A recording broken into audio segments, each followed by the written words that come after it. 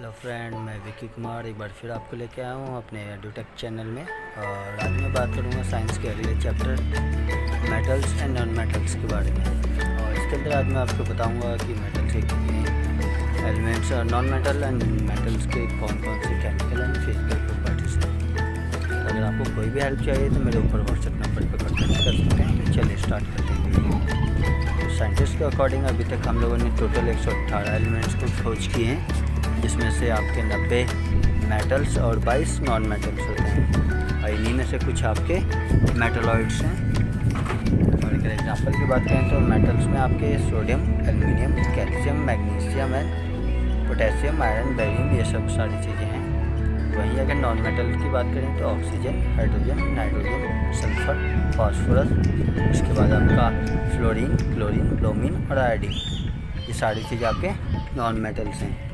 उसके बाद अगर इसकी फ़िज़िकल प्रॉपर्टीज़ की बात करें तो इसके अंदर आती हैं आपके, पहले हम बात करते हैं मेटल्स के बारे में। और मेटल में अगर हम फिज़िकल प्रॉपर्टीज़ की बात करें तो मेटल आपका सॉलिड होता है। केवल इसके अंदर आपका एक मरकरी होता है जो लिक्विड फॉर्म में पाया जाता है।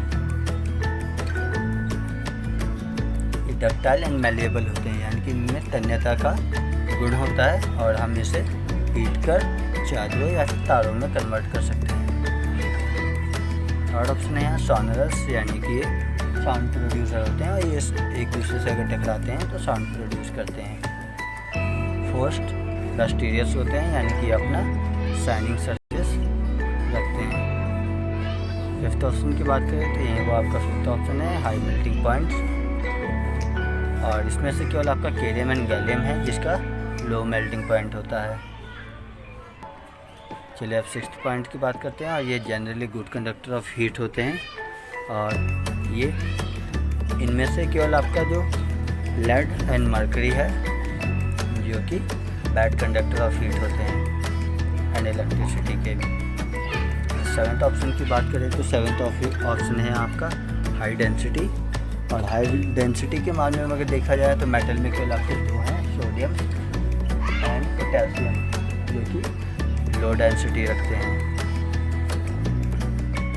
और सोडियम इतना सॉफ्ट होता है कि हम उसे नाइफ से भी कट कर सकते हैं। चलिए आगे बढ़ते हैं। इनकी रिएक्टिविटी की बेसिस पे तो जो हमारे मेटल होते हैं वो हाई रिएक्टिव होते हैं।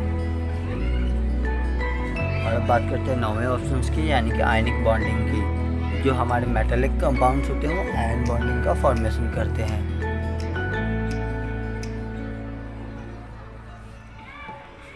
तो जैसा कि अभी तक मैंने आपको बताया कि जो हमारे मेटल्स होते हैं वो सॉलिड होते हैं, लस्टीरियस होते हैं, इसके बाद ये सॉनरस होते हैं, डक्टाइल होते हैं, हाई मेल्टिंग पॉइंट्स होती हैं इनकी। और उसके बाद मैंने आपको बताया था कि ये गुड कंडक्टर ऑफ हीट होते हैं, हाई डेंसिटी होती है, इनकी रिएक्टिविटी ज़्यादा होती है और आयनिक बॉन्डिंग इनमें प्रेजेंट होती है। चलिए और अब बात करते हैं physical properties of non metals के बारे में कि नॉन मेटल्स की क्या क्या प्रॉपर्टीज़ होती हैं। तो चलिए मैं स्टार्ट करता हूँ आगे नॉन मेटल के बारे में। और नॉन मेटल आपके तीनों ही फेसिस पे एग्जिस्ट करता है, सॉलिड, लिक्विड और गैस। जैसे कि अगर एग्जांपल की तरह मैं बताऊँ तो जो हमारा कार्बन है वो सॉलिड होता है, ब्रोमीन हमारा लिक्विड होता है एंड हाइड्रोजन हमारा गैस के रूप में रहता है। और ये non ductile and non malleable होते हैं, यानी कि इनकी तन्यता का गुण नहीं होता है।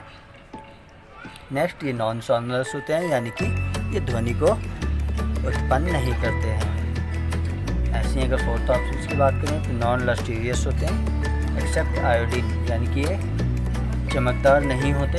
इनमें केवल एक आयोडीन है जो अपने पास चमकदार रखने की गुण को धारण करता है।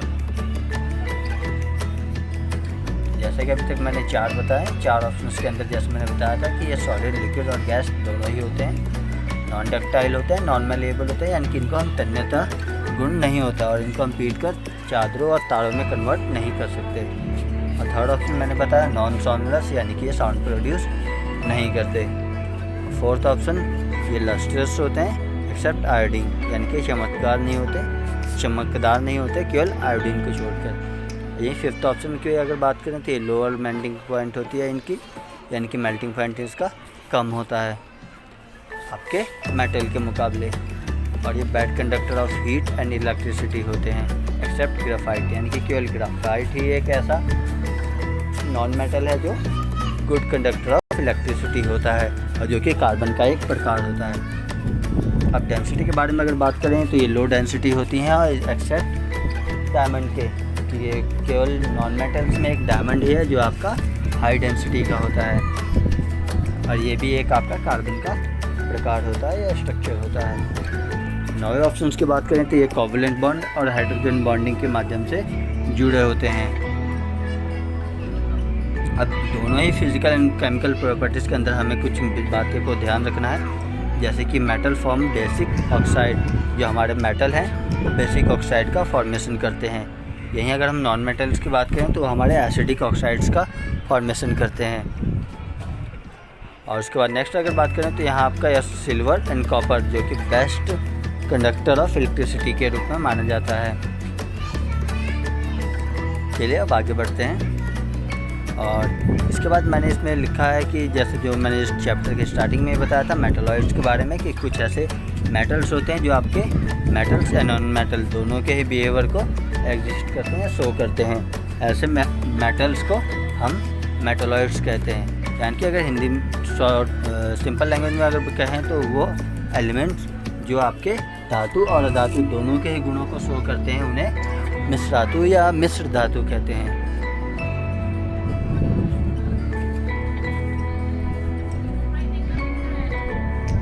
चलिए आगे बढ़ते हैं।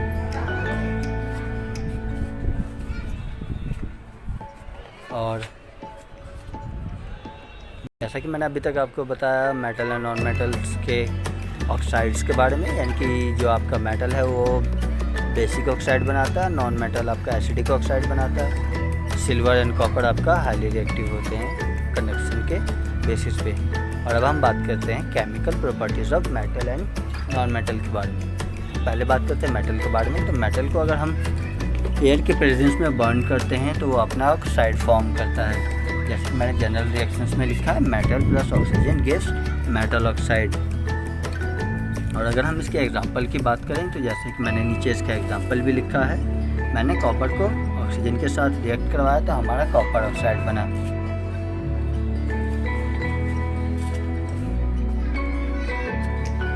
चलिए आगे बढ़ते हैं। और अब हम बात करेंगे ये कि मेटल हमारा वाटर के साथ रिएक्ट कैसे करता है और उसकी जनरल रिएक्शंस कैसी होती हैं।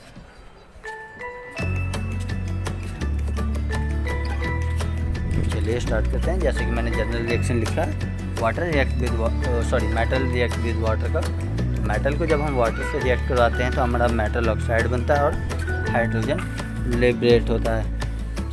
जैसे कि मैंने यहाँ लिखा है potassium plus water gives potassium hydroxide and hydrogen आपका रिलीज होता है। और ऐसे ही मैंने दूसरा रिएक्शन भी लिखा है जिसमें कैल्शियम को मैंने वाटर से रिएक्ट करवाया और कैल्शियम हाइड्रोक्साइड एंड हाइड्रोजन हमारा बना है। जैसे कि मैंने यहाँ रिएक्शन में शो कर रहा हूँ, calcium plus water gives calcium hydroxide plus H2। अब हम बात करेंगे कि मेटल रिएक्ट विद एसिड, कि अगर मेटल को हम एसिड से रिएक्ट करवाते हैं तो हमारा कंपाउंड कैसे और क्या बनता है। जैसे कि मैंने जनरल रिएक्शन में लिखा है metal plus acid gives salt plus H2, यानी कि अगर हम मेटल को किसी एसिड के साथ रिएक्ट करवाते हैं तो हमारा सॉल्ट और हाइड्रोजन बनता है। एग्जाम्पल में भी मैंने लिखा है सोडियम एंड हाइड्रोक्लोरिक एसिड का, जिससे कि हमारा सोडियम क्लोराइड और H2 का फॉर्मेशन हो रहा है। अब यहाँ क्वेश्चन आता है कि hydrogen gas is not evolve when we react with nitric acid while reactions with manganese and magnesium evolve H2 gas, यानी कि अगर हम मेटल का रिएक्शन नाइट्रिक एसिड के साथ करते हैं तो वहाँ हाइड्रोजन गैस इवॉल्व नहीं होता, लेकिन अगर वही मैग्नीज या मैग्नीशियम से करते हैं तो वहाँ होता है। ऐसा क्यों होता है? तो चलिए हम बात करते हैं कि जो हमारा नाइट्रिक एसिड है वो हमारा ऑक्सीडाइज एजेंट होता है और यह हाइड्रोजन को इजीली ऑक्सीडाइज करके वाटर में चेंज कर देता है और खुद रिड्यूस होकर के नाइट्रोजन के ऑक्साइड की फॉर्म में एग्जिस्ट करता है, जो कि मैं आगे रिटर्न फॉर्म में भी अभी समझाऊंगा। और यही प्रोसेस हमारे मैग्नीज या मैग्नीशियम के साथ नहीं हो पाता, जिसके कारण वहाँ वाटर फॉर्मेशन नहीं होती और हमारा हाइड्रोजन गैस लिबरेट करता है। तो चलिए अब इसको टेक्स्ट फॉर्म में मैं समझाता हूँ। जैसे कि it is because of HNO3 is a strong oxidizing agent. It oxidizes the hydrogen to form water and itself gets reduced to any form of nitrogen oxide, that is N2O, NO and NO2. But in case of manganese and magnesium react with very dilute HNO3 यानी कि nitric acid to evolve hydrogen gas। यानी कि जो हमारा manganese या magnesium है वो dilute HNO3 के साथ रिएक्ट करता है और हाइड्रोजन गैस को इवॉल्व करता है। चलिए अब आगे बात करेंगे metal reactions with other metal salt, कि अगर हम किसी मेटल को उसको मेटेलिक सॉल्ट्स के से रिएक्ट करवाते हैं तो हमें प्रोडक्ट के तौर पर क्या मिलता है। और उसके जनरल रिएक्शंस के बारे में, तो जैसे ही जनरल रिएक्शन मैंने लिखा है यहाँ, metal A plus salt B gives salt of A metal of B, यानी कि एक दूसरे को डिस्प्लेस करते हैं और यहाँ आपका डिस्प्लेसमेंट रिएक्शन अकर होती हैं। जैसे कि मैंने एग्जांपल में लिखा है potassium plus sodium chloride gives potassium chloride and sodium, यानी कि यहाँ आपका जो पोटेशियम है सोडियम को डिस्प्लेस करके पोटेशियम क्लोराइड बना रहा है। अब नेक्स्ट के बारे में बात करते हैं। नेक्स्ट आपका यहाँ है metal react with non metal. Generally अब इसके जनरल रिएक्शंस के बारे में बात करें तो जनरल रिएक्शन जो होते हैं वो आपका metal plus non metal gives salt, कि अगर हम किसी मेटल या नॉन मेटल को अगर रिएक्ट करवाते हैं तो हमारा सॉल्ट बनता है। एग्जांपल के लिए सोडियम और क्लोराइड का अगर हम मिक्स करते हैं यानी कि कंबाइन करवाते हैं तो हमारा सोडियम क्लोराइड यानी कि एक सॉल्ट बनता है। और अब हम बात करेंगे रिएक्टिविटी सीरीज़ के बारे में, कि रिएक्टिविटी सीरीज़ क्या होती है और इसकी यूजेस क्या होते हैं और हम कैसे यूज़ करते हैं। चलिए देखते हैं। इसके अंदर आपके ये कुछ एलिमेंट्स आते हैं जिसको मैंने सीरीज़ में लगा रखा है।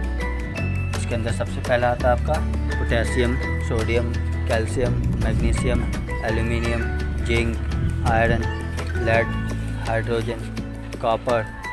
उसके बाद है आपका मरकरी के बाद है सिल्वर के बाद है आपका गोल्ड। ये आपको सीरीज़ में कम्प्लीटली आपको याद होना चाहिए ताकि आप अपनी रिएक्टिविटी बेसिस पे ये अरेंज कर सके कि हमारा कौन सा एलिमेंट किस एलिमेंट को डिस्प्लेस कर सकता है।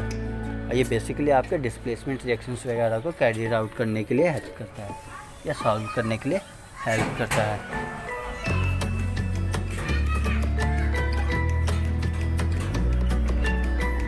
चलिए आगे बढ़ते हैं। इसको मैं को 2 एग्जाम्पल रखे हैं मैंने डिस्प्लेसमेंट रिएक्शंस की बेसिस पे और अब मैं आपको समझाऊंगा। जैसे कि मैंने आयरन और कॉपर सल्फेट का रिएक्शन लिख रखा है कि आयरन को मैंने अगर कॉपर सल्फेट से रिएक्ट करवाता हूँ तो आयरन यहाँ कॉपर को डिस्प्लेस करके आयरन सल्फेट यानी कि फेरिक सल्फेट बनाता है और कॉपर प्योर फॉर्म में रिलीज होता है। ऐसे ही अगर हम जिंक को कॉपर सल्फेट के साथ रिएक्ट करवाते हैं तो जिंक भी कॉपर को डिस्प्लेस करता है और जिंक का सल्फेट बनाता है। चलिए आगे बढ़ते हैं। और नेक्स्ट यहाँ आपका फॉर्मेशन ऑफ कंपाउंड्स, और इसके अंदर मैं सबसे पहले आपसे बात करूँगा अभी मैग्नीशियम क्लोराइड के बारे में।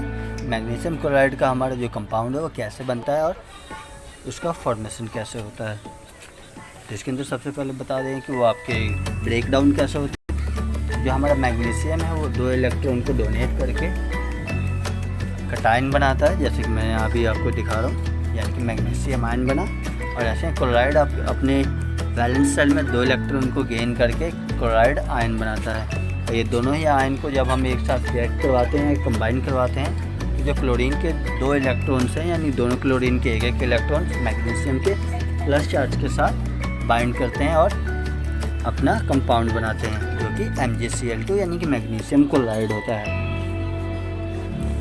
और इसके बेसिस पे मैंने कुछ नीचे रीजन्स लिखे हैं, वो भी आपको अभी समझाते हैं। अगर रीजन्स की बात करें, जैसे कि मैंने लिखा है atom of metal can lose electrons from valence shell to form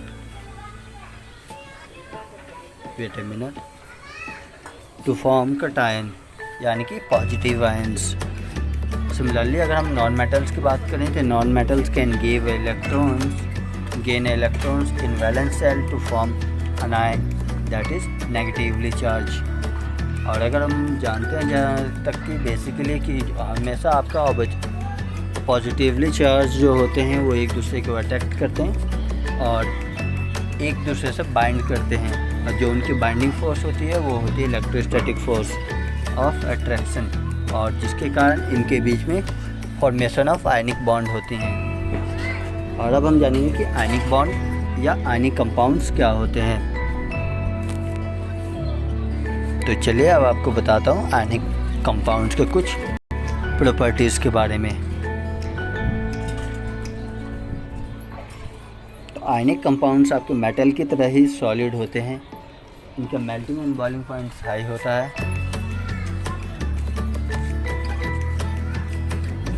जैसा कि अभी मैं नीचे करके दिखाऊंगा इसको। अभी चलिए, जैसे कि यह है properties of ionic compound. Ionic compound form crystal lattice rather than amorphous solid.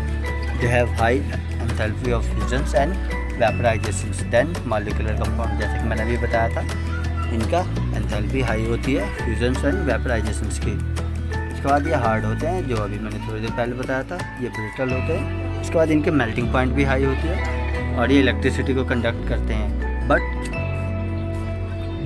ये केवल उसी समय कंडक्ट करते हैं जब ये वाटर के साथ सॉल्यूबल होते हैं। और जैसे कि मैंने कहा कि वाटर के साथ सॉल्यूबल होते हैं, यानी कि ये सॉल्युबिलिटी को एग्जिस्ट करते हैं, और ये मेटल आपके वाटर के साथ सॉल्यूबल होते हैं। जैसा कि मैं अभी इसको नीचे करके शो करूँगा आपको कि ये देखिए, जैसे कि मैंने यहाँ लिखा है, they conduct electricity but only when they dissolve in water और they are soluble in water. चलिए अब नेक्स्ट बात करते हैं